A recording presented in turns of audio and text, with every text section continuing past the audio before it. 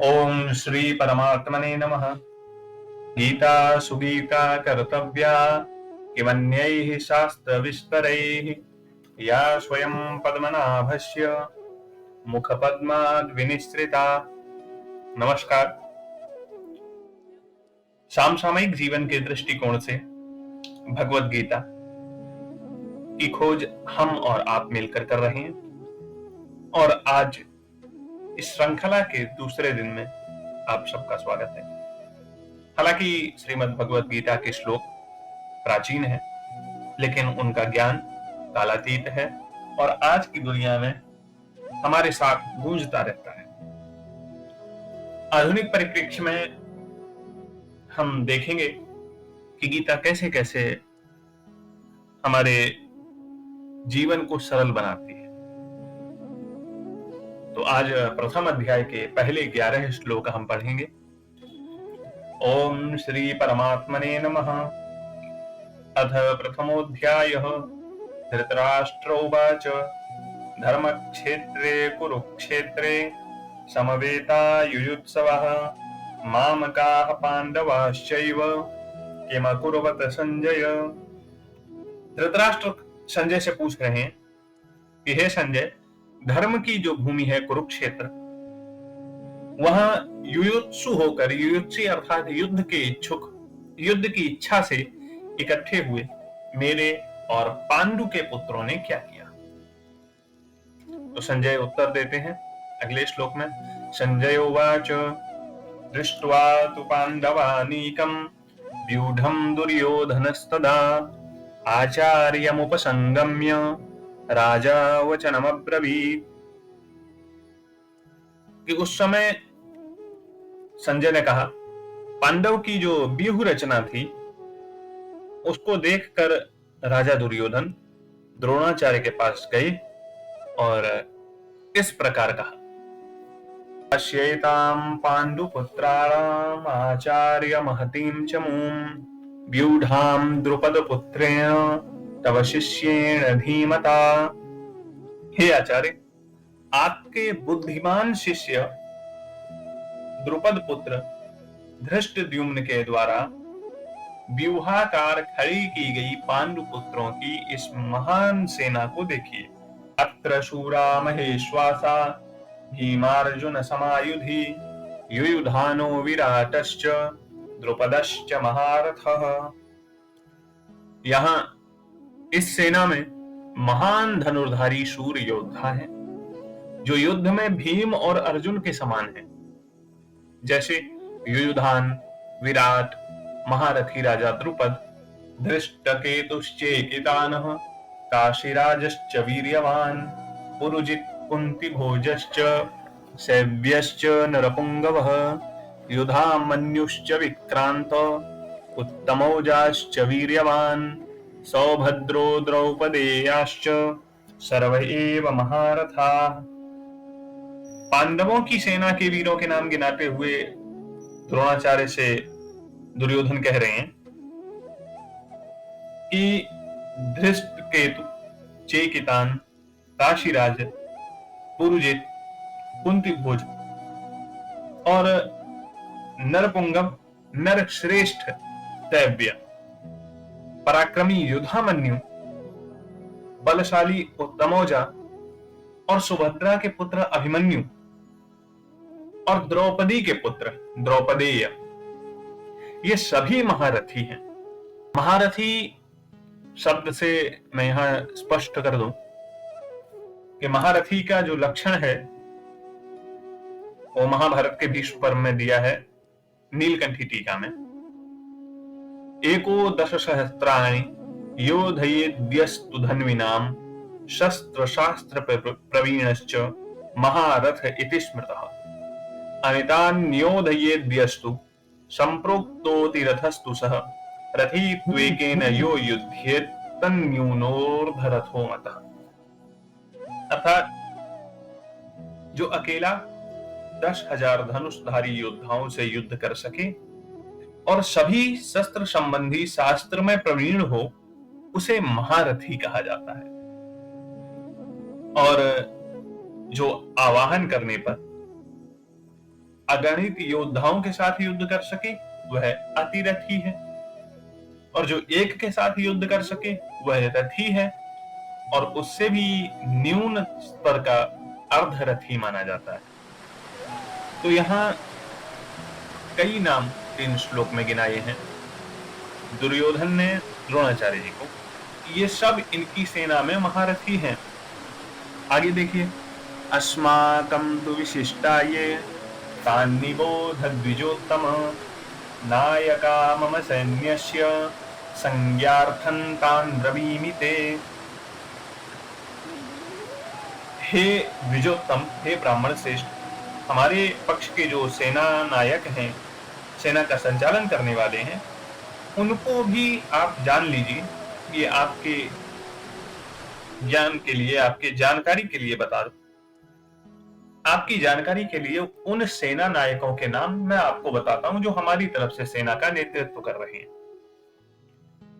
भवान भीष्मश्च कर्णश्च कृपश्च समितिञ्जयः अश्वत्थामा विकर्णश्च सौमदत्तिस्तथैव च अन्ये च बहवः शूरा मदर्थे त्यक्तजीविता नानाशस्त्रप्रहरणाः सर्वे युद्धविशारदाः।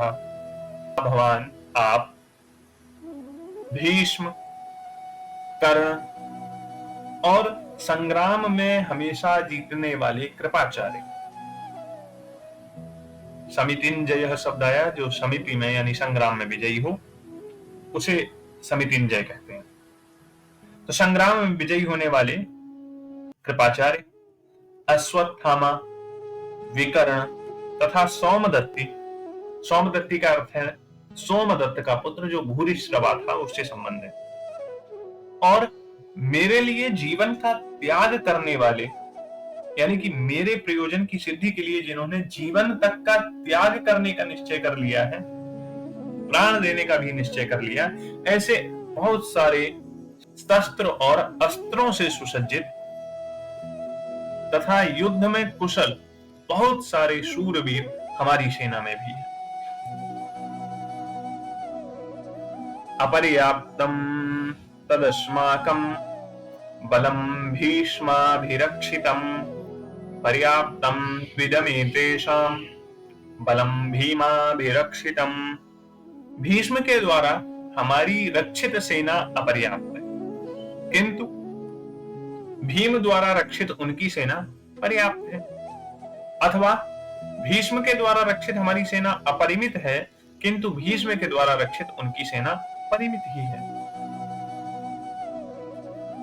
और स्पष्ट करूं, वैसे पराक्रमी वीरों से संपन्न और भीष्म द्वारा हर एक ओर से सुरक्षित होने पर भी हमारा बल, हमारी सेना अपर्याप्त है, अर्थात उनके साथ युद्ध करने में असमर्थ प्रतीत होती है। किंतु यह इन पांडवों का बल भीम के द्वारा सब ओर से रक्षित है, फिर भी समर्थ जैसी दिखाई देती है, क्योंकि भीष्म पांडव और कौरव दोनों के पक्षपाती हैं। इस कारण हमारी सेना पांडव सेना के सामने असमर्थ है और भीम एकमात्र अपने ही दल के पक्षपाती हैं। इस कारण उनकी यह सेना हमारी सेना का सामना करने के लिए समर्थ जान पड़ती है।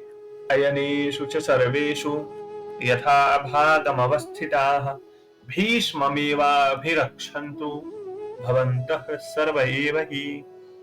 अयनेषु अर्थात व्यूह में प्रवेश करने के जो द्वार होते हैं उन्हें अयन कहा जाता है।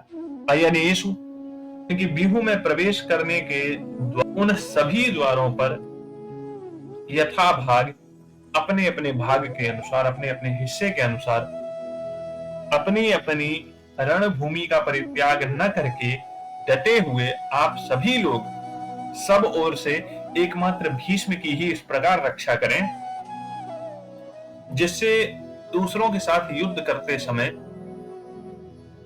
वे पीछे से किन्हीं दूसरे योद्धाओं द्वारा मार न दिए जाएं, क्योंकि भीष्म से ही हमारा बल सुरक्षित है। तो यहाँ आप सब लोग भीष्म पितामह की सब ओर से रक्षा करें से तात्पर्य यह है कि भीष्म में ही कौरव सेना अपना पूरा बल मानती है, तो भीष्म की रक्षा करना उन्होंने अपना परम दायित्व समझा और वही निर्देश दे रहे हैं कि आप सब लोग जितने भी सेना नायक हैं वो या सेना हर एक प्रकार से भीष्म की ही रक्षा करे। ये ऐसा निर्देश दिया। उसके बाद क्या क्या हुआ ये हम कल के श्लोकों में जानेंगे। आज ये 11 श्लोक, आज इन श्लोकों की प्रासंगिकता पर विचार करें। तो गीता के जो श्लोक हैं, यह गीता का प्रथम अध्याय अर्जुन की अशांति को दर्शाता है। तो अर्जुन की जो आंतरिक अशांति और उन दुविधाओं को दर्शाता है जिनका हम अपने उत्तरदायित्वों और नैतिकता से निपटने के दौरान सामना करते हैं। भाई अर्जुन वहां योद्धा के रूप में है। योद्धा का उत्तरदायित्व होता है कि युद्ध करना, और हम भी अपने जीवन के रण क्षेत्र में योद्धा ही हैं। तो जिस प्रकार से अर्जुन वहां अशांत था, आंतरिक अशांति से खिन्न था, वैसे ही हम सब भी कहीं न कहीं किसी न किसी परिस्थिति में आंतरिक अशांति से खिन्न होते हैं। अपनी दुविधाओं को प्रकट भी नहीं कर सकते हैं और हम अपने आंतरिक संघर्षों से जूझते रहते हैं। भगवत गीता के पहले अध्याय में श्लोकों की व्याख्या आंतरिक संघर्षों, नैतिक दुविधाओं और मार्गदर्शन की खोज के प्रतिनिधित्व के रूप में की जा सकती है कि हम मार्गदर्शन की कहां खोज करें जब हम ऐसी आंतरिक अशांति में फंसे हुए हों। जिसे व्यक्ति अक्सर जीवन की जटिलताओं में अनुभव करते हैं, अर्जुन की भ्रम और दुख से लेकर कृष्ण से मार्गदर्शन प्राप्त करने तक की यात्रा प्रतिकूल परिस्थितियों में स्पष्टता और उद्देश्य खोजने के लिए एक शक्तिशाली रूपक के रूप में कार्य करती है। और जैसा कि हम भगवत गीता के प्रथम अध्याय के पहले 11 श्लोकों की व्याख्या को पूरा कर चुके हैं, हम देखते हैं कि गीता में शिक्षाएं और स्थितियां समय से परे। आज हम जो युद्ध लड़ते हैं वह तलवारों और तीरों से नहीं, बल्कि आंतरिक और नैतिक युद्ध होता है। दुविधाएं बिल्कुल वास्तविक हैं। हमारे आधुनिक जीवन के संदर्भ में भगवत गीता से अधिक कालातीत ज्ञान का पता लगाने के लिए कृपया हमारे साथ जुड़े रहें। और अंत में आप सबके लिए एक प्रश्न है कि श्रीमद् भगवत गीता के प्रथम अध्याय का क्या नाम है। कमेंट बॉक्स में हमें जरूर बताएं कि श्रीमद् भगवत गीता के प्रथम अध्याय का क्या नाम है। आप मदद के लिए हमारा कल वाला वीडियो भी देख सकते हैं।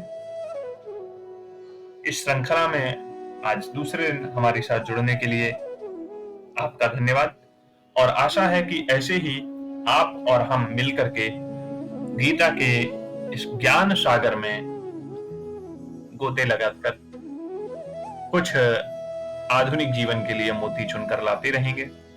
आप सबका सहयोग अपेक्षित है। धन्यवाद, आभार, जय श्री कृष्ण।